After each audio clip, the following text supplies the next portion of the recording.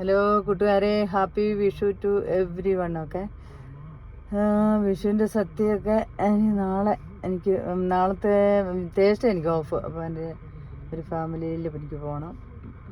അന്ന് അവരാഘോഷിക്കുന്നത്. അങ്ങനെ വിഷു ഈസ്റ്ററൊക്കെ അടുത്തടുത്താണ്. ഈസ്റ്റർ കഴിഞ്ഞപ്പോൾ 2 ആഴ്ചയായി. അത് കഴിയുമ്പോഴാണ് വിഷു എപ്പോഴും വരുന്നത്. ഏപ്രിൽ 14 അല്ലേ?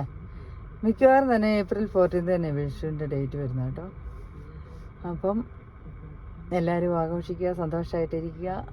അപ്പം ഇവിടുത്തെ മഞ്ഞൊക്കെ മാറി സ്പ്രിങ് നല്ലൊരു കാലാവസ്ഥയാണ്. അപ്പം ഞാൻ കുറേ നാളായി വീഡിയോ ഒക്കെ എടുത്തിട്ട് ഒന്നിനും സമയമില്ലെന്നും പറഞ്ഞാൽ എന്താ പറയുന്നത്, തിരക്ക് പിടിച്ചൊരു ജീവിതത്തിലൂടെ ഓടുമ്പം നമുക്ക് ആഗ്രഹങ്ങളൊക്കെ സഫലീകരിക്കണമെങ്കിൽ കുറച്ചും കൂടെ കഴിയണം. പിള്ളേരൊക്കെ ഒന്ന് അറിവായി അവരൊക്കെ ഒന്ന് ചെറുതായിട്ട് സെറ്റിലായേക്കും പോകുമ്പോഴാണ് നമ്മളൊന്ന് മാതാപിതാക്കൾ ഫ്രീ ആകുന്നത്, അല്ലേ? ജീവിതം എന്ന് പറഞ്ഞു കഴിഞ്ഞാൽ അത്ര എളുപ്പമല്ലല്ലോ എല്ലാം കൂടെ ചെയ്ത് മുന്നോട്ട് പോകാൻ.